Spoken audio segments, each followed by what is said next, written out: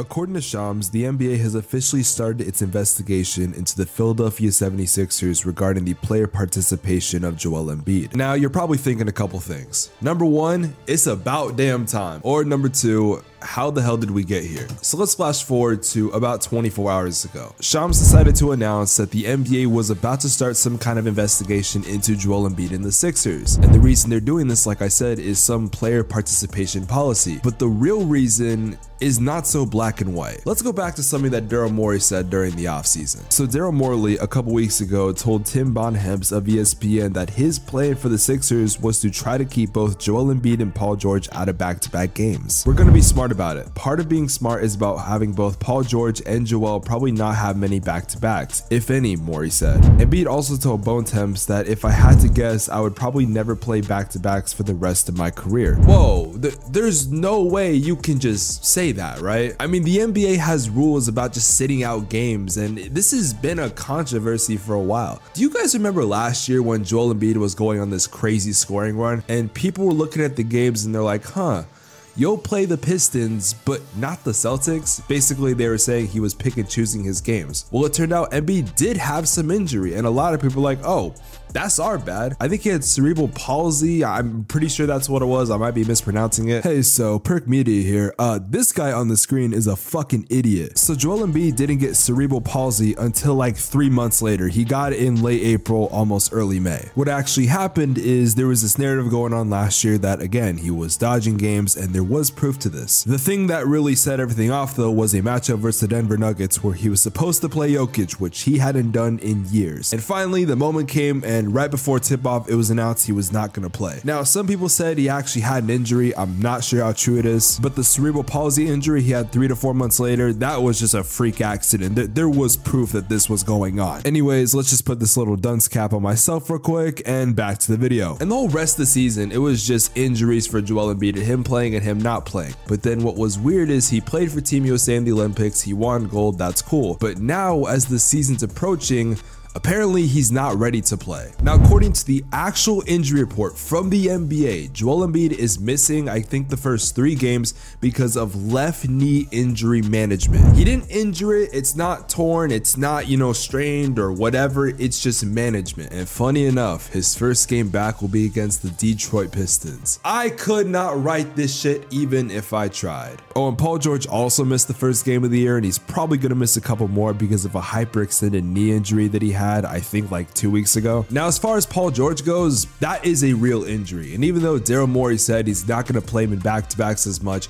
and they're going to limit how much he plays, he is still technically injured. There's footage of it. We can prove this is a real thing. So I'm not going to get on Paul George for missing time. But Joel Embiid, this is the main topic of today's video. Because again, the NBA is looking into the whole process that the Sixers are going through. Are the Philadelphia 76ers pretending that Embiid has some kind of injury so he can miss some time? I really wish it was that simple, but it's really not. The main thing they're trying to look at will set the tone for the entire season. So the NBA's reasoning for this investigation has to do with the NBA player participation policy. And up to this point, I've seen nobody do this yet, so I decided to take the liberty myself of reading the entire policy. And here's what I was able to find. So number one, the NBA is somewhat okay with load management, but not in the way you think. In some situations, the NBA is okay with you missing a game. For example, simple stuff like family issues or a death or sickness, whatever. I don't know why I didn't say this, but this was anything that wasn't an injury. Obviously, if you're injured, the league does not want you to play. But also, teams have flexibility at the end of the season if you say clinch a playoff spot, or if there's just no reason for you to be playing whatsoever, which is a pretty normal thing that goes on in the NBA, and hell, even a league like the NFL. Usually in week 18 of the NFL, most players are just fucking around. Hell, most of the time they're just trying to get incentives. And in the NBA, this has actually been something that's gone on for the past couple years as well. There have been multiple examples of players trying to hit a certain 3-point percentage so they make a bonus. But usually the NBA is okay with that. But if you're missing certain games not the end of the year, you do have to send some kind of notice, especially for back-to-backs. And what it's looking like is the Sixers are not doing that. Now, as far as back-to-backs and Daryl Morey being open about it,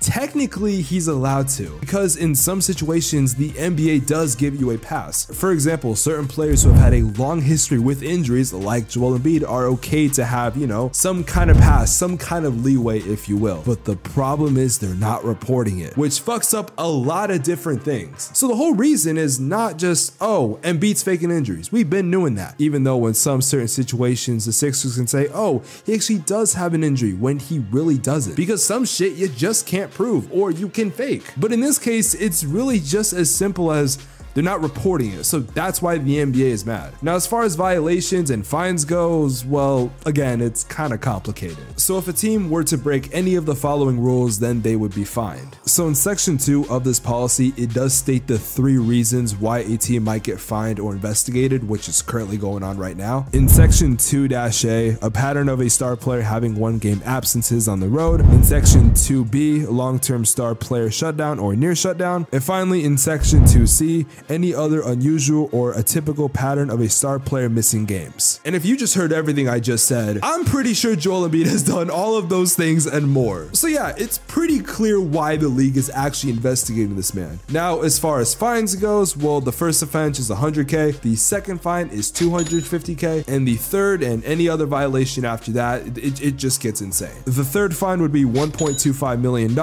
and every other fine after that, it would go up $1 million.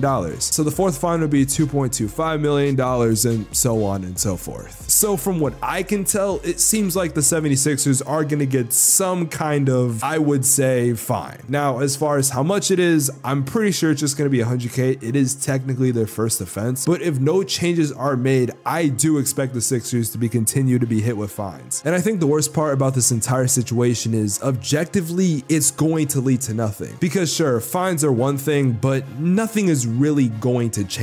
Even if Embiid continues to do these things, I feel like they'll just take the fine. Basically, what I'm trying to say is this investigation is fucking useless, and it's already stuff we already know. I would be very surprised if the 76ers were actually able to get away with this and not get some kind of fine. Now, I personally believe if the Sixers are able to avoid a fine, that Daryl Morey and Joel Embiid should write a book called If I Did It, the confessures of the, I don't know, the fucking clown show. Because at the end of the day, that's exactly what this is. And I get it, being an NBA player is hard. There are so many things that you put your body through, but there's 82 games for a reason. It's not 60, it's not 50, it's 82. And I don't feel like you should be able to sit out games just because you're tired or you're old. I think Kobe Bryant said it best. Kobe didn't want to disappoint his fans, especially the ones in the 300 sections that saved up to watch him play.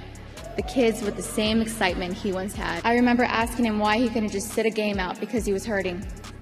He said, "What about the fans that saved up to watch me play just once?" Well, actually, Kobe Bryant was talking about playing on a fucking torn Achilles, but I mean, it's basically the same thing. I don't know if you equivalent it to today's NBA. But yeah, I'm sorry to burst your bubble. I'm sorry if this makes you mad, but this investigation is going to lead to nothing. Watch. Me personally, I predict in about a week or two, or even less, that the NBA is going to say, we found the 76ers guilty of ABC, and then we're all going to forget about this, but then the entire season is going to be the exact reason why their new policy, I guess, has to be updated, even though it's been out for barely less than a year. If you guys enjoyed the video, leave a like on the video and subscribe to the channel if you're new. Drop a comment in the comment section below if there is a certain video you want me to make on this channel, because I'm doing anything at this point. I'm doing whatever the fuck I want. But yeah, gentlemen, I'm gonna see y'all boys next video.